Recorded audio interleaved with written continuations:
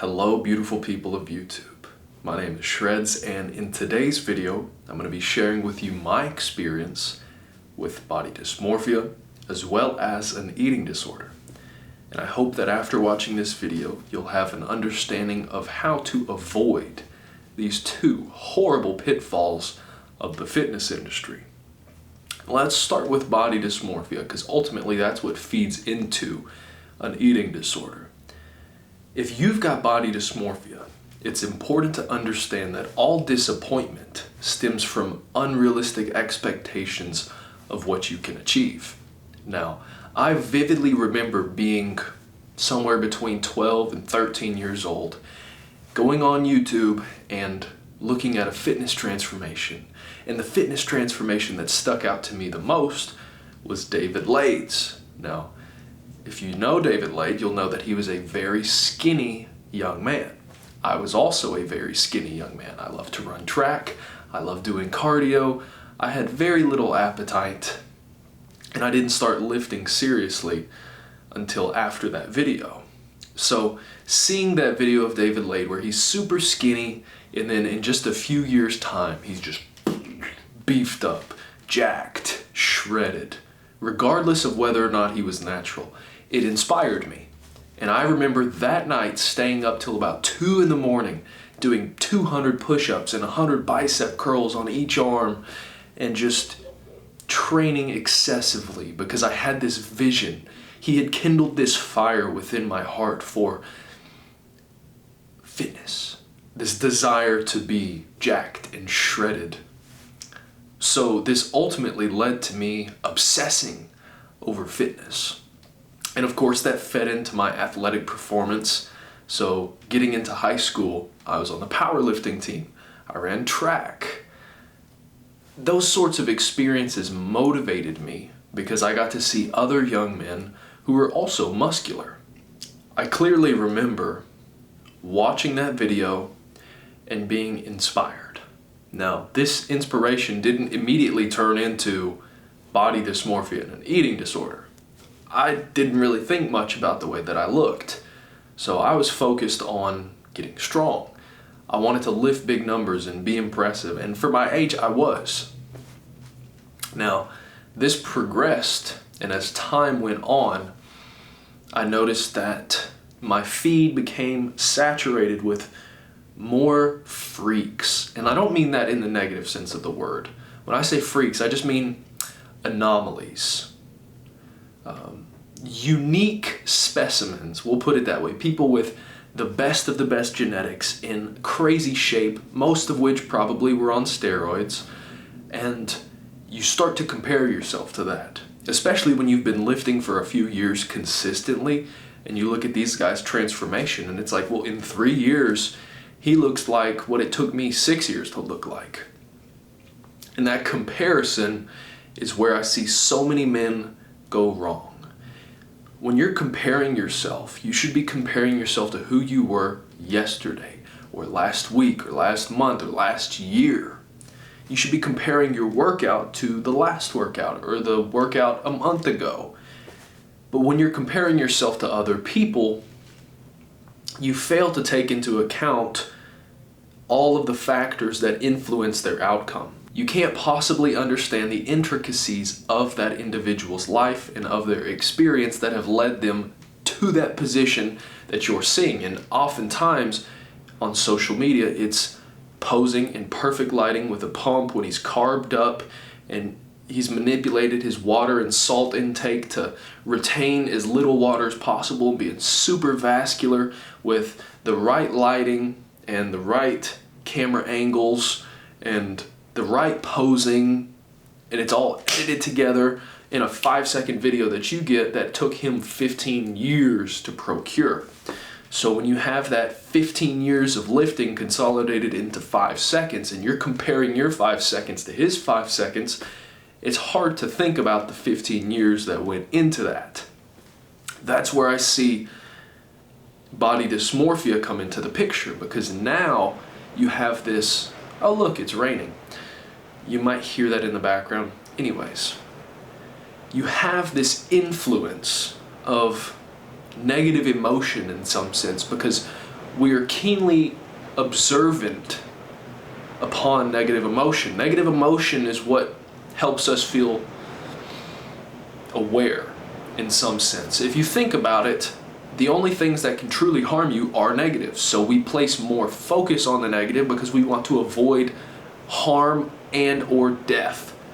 So when you feel like you're not doing good enough, it feels like there's something inherently wrong with you. And a lot of the time this can come from an ill-informed perspective. For me personally, when I was at my lowest, I was about 18 years old. And I just remember I was doing everything I could to gain muscle, but I just didn't look the way that I wanted to. No matter how hard I trained, no matter how much I ate, no matter how much I slept, I just couldn't make progress. And what this led to was a cycle of, well, maybe I just need to get leaner. Maybe if I just lose weight, I'll look the way that I want to look. So I thought, well, I'll just starve myself. I won't eat, and I'll train even harder. So this is my expenditure from an energy perspective. I am training super hard, but I'm only eating this much. So I'm only recovering this much. And I'm training super hard. Finally, my body just says, look, man, we're gonna override your stupidity here, and we're gonna eat what we need to eat. So I would binge, and all of my food intake would overcome and surpass the amount that I needed to just recover, because my body's in starvation mode. It doesn't know what's going on. So being in that environment led to me binge eating to the point where I would get sick and I'd want to throw up because I had so much food.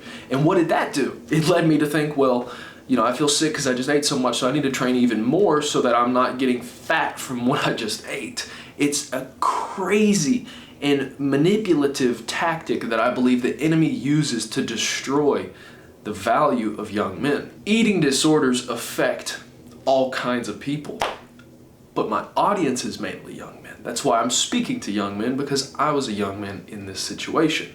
I hope that makes sense. So when you think of it from that perspective, the image issues that I had with not being good enough and not comparing to these other people in the sense that I wasn't on their level is what fueled that body dysmorphia, plus my lack of understanding fueled and perpetuated that cycle of binge eating. Finally, I decided I can't handle this all myself, and no, I didn't go see a therapist. What I did is I went online and I looked up how to bulk. And I got a video from a YouTuber, another fitness influencer named Joe Delaney. And he laid out specifically, here's how to track your macros, here's what you should be eating, here's how you should be training, here's how to recover properly. And I looked at him and I said, okay, this guy's been natural, he's been training over a decade, he knows what he's doing, he's got a good physique, he seems knowledgeable, I'm gonna follow this plan and we'll see how it works. And it worked tremendously well. So I was like, okay, well, thankfully, using those methods, I'm able to see progress. So when you start seeing progress, it completely negates all of the negative emotion associated with body image issues. So no longer do I have the desire to starve myself and overtrain because I'm seeing progress. All I had to do was seek out the right information and apply that to my approach. When you do that, you'll have the proper tools to overcome image issues. And that's what I wanted to talk about today. Training properly means training with high intensity and training with the intention of progressing upon that which you have already accomplished. So let's say I do bench press, and today I go in and I remember back to the last workout when I did bench press, and I go, okay, I did this specific amount of weight for 8 reps, then 6 reps, then 5 reps. Well, today, if I can do it for 8 reps, then 6 reps, then 6 reps, that's 1 rep of progress. And it might not seem like a lot, but you multiply that across every exercise for every workout for the next year, you're gonna add hundreds of pounds to your work. And the total workload that you're doing is what's going to influence your physiology. So when you focus on the nitty-gritty and you get down to the specifics of saying, okay, how much did I eat yesterday? Well, I'm trying to gain weight, so I need to eat a little bit more because what I've been doing hasn't been working. I'm trying to build more muscle. Well, have you been training harder? Have you been clearly focusing yourself with a specific goal in mind? Not just go to the gym, get sweaty, get out of breath, get sore. That's not a valid pursuit. If you truly want measurable results, you need to have a methodical approach. So going in, having a clearly defined outcome that is acceptable is the way that you should approach your training. Saying, okay, well, if I can go in and I can add a rep or I can add 5 pounds, that is how you're going to make progress. Now, of course, you need to recover to fuel that progression, but that comes with learning your body, learning what foods work best for you, and learning how to optimize your sleep schedule. But ultimately, when it comes to overcoming your image issues such as body dysmorphia and eating disorders, you have to realize that there is a time-tested and proven way to make the results that you want possible. But it takes effort on your end, and you have to be realistic about where you are in relation to where you'd like to be. If you give that enough time, and if you're consistent, and you're faithful in your body's inherent ability to adapt to that stress of lifting heavy weights, you will see the results that you want. You'll build muscle, you'll lean out, you'll have veins popping out, but it's going to take a long time. And that is the message that I would like to push. That you can achieve amazing things. It's just, bro, you have to be patient. I've been there. I know what it's like to want nice things now. I want them yesterday, but nothing worth having comes easy. It's going to take time. It's going to take effort. There will be setbacks, sacrifices, and plenty of struggle along the way, but that struggle and the way that you deal with the struggle is ultimately what defines you as a man. That's what you base your character upon. Because if you only judge someone based on how they act when things are going well, everybody's going to look like a saint. But when you take someone and you beat them down, and they're in the rough areas of life, and yet they're still able to keep a positive mindset, they're still able to stay grounded in their faith, that's a good person right there. I want you to be good people. And that's why I feel comfortable sharing these intimate aspects of my life. It doesn't feel good to share with everybody on the internet that you've struggled with not looking the way that you want and throwing up after you eat too much. Like, it's not comfortable. But I understand that in the long run, it is a net positive to the world. So it's up to me to share that with you. I hope that helps. I hope that you're able to apply some of what you've learned from my experience to your own life. And if you are, that's great. If there's questions that you've got that you feel like I can help you with, drop them down in the comments section. I'll do my best to get back with y'all. My name is Scheereddzz. I hope that you have a blessed day. If you enjoyed the video, show your support by leaving a like, dropping a comment down below, sending it to a friend, someone you think might be struggling with what we've talked about today. And turn on the post notifications so that next time I upload something, you stay in the loop. Anyways, I'll see y'all in the next one.